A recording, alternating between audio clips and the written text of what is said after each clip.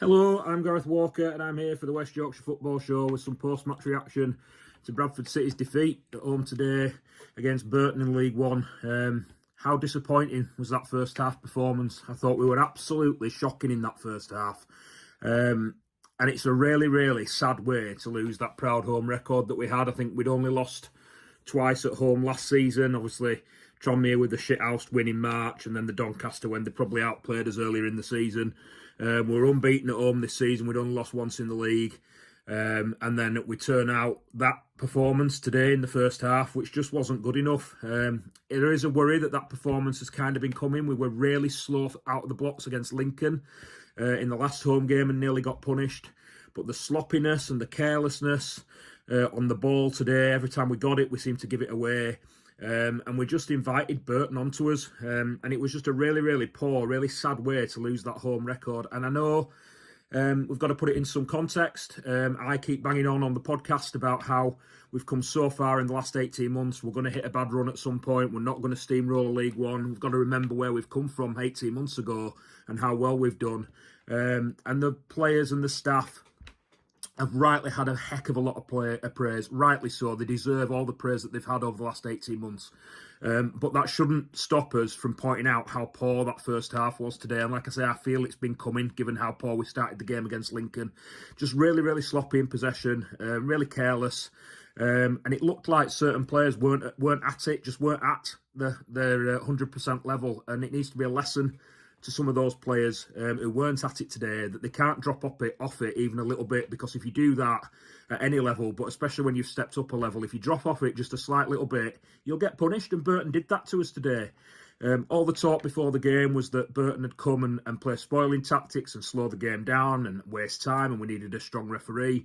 And they did to an extent, but I didn't think that started too much in the first half. It was always going to start when we went 2-0 up. When we went 2-0 down, they were always going to start with that.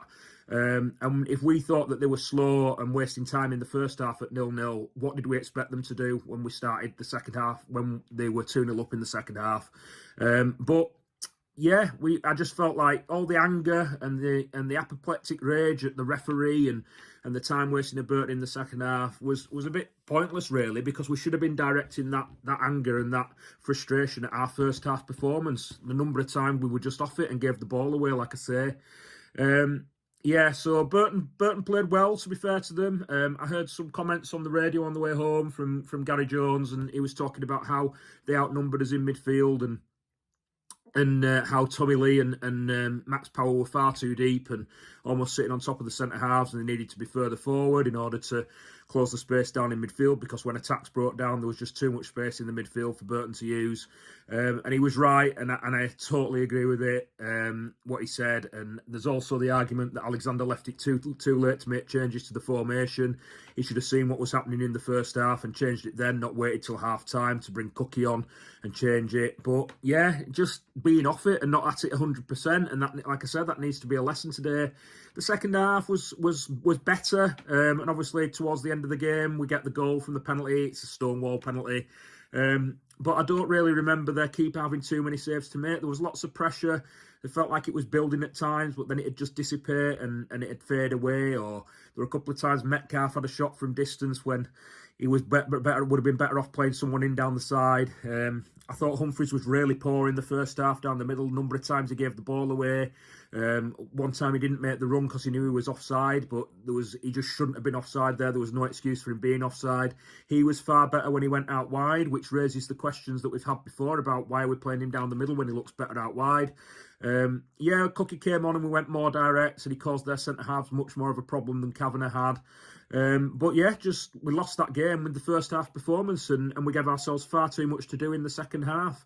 Yeah, like I said, time wasting, tactics, probably needed a stronger referee at times, but I don't think he was at fault really at all. It was how how we were in the first half, and the fact that we gave ourselves far too much to do in that second half. I think now we might be 1 win in 7, which is becoming a little bit of a worry, and that win was in the Virtue Motors against Everton's youngsters. We need to get back to winning ways in the league. Too many draws, and then obviously the defeat today to lose that proud home record. Yeah, hopefully it's a bit of a wake-up call for some players. We have had a few injuries. I know Poynton was back today, but Sarcevic was still out. He was a big miss. Question marks over the starting lineup for me. Jensen Metcalf should be in over Tommy Lee. I don't know why he made the decision to play Tommy Lee instead of Jensen Metcalf today, because it just didn't work. I thought Jensen Metcalf's done well when he's played. And Tommy Lee hasn't done anything to earn his place back, really. I know he was playing well a few weeks ago, but in the last couple of weeks, Jensen Metcalf's had the shirt and deserved to keep it for me. I don't know why that decision was made to play Lee instead of Metcalf. So yeah, lessons to be learnt for players in having the right, being right on it, being right at 100% all the time, and not coming off it, and perhaps lessons to learn for Alexander too about changing the formation earlier when needed, and tinkering with the starting lineup when you perhaps don't need to. Because there's no excuse for not playing Metcalf today. But like I say, we've come a long way in the last 18 months. We need to remember that. We were always going to hit a sticky patch at some point. We're still second in League One. We just need to get back to winning ways somehow. Teams might have worked us out a little bit, but even if they have, we need to learn how to respond to that. And the change in formation, like I said, did work a bit in the second half. The more worrying point for me is that we've been off it in the first half again today, like we were off it at the start of the Lincoln game, and that's just not acceptable. No matter how far you've come in 18 months and how much praise you've had, you need to learn a lesson from that and not give yourselves too much to do next time. Like I say, need a win from somewhere. Hopefully it's against Doncaster in the Virtue Motors or against Exeter in the next league game in a fortnight. Onwards and upwards with the West Yorkshire Football Show.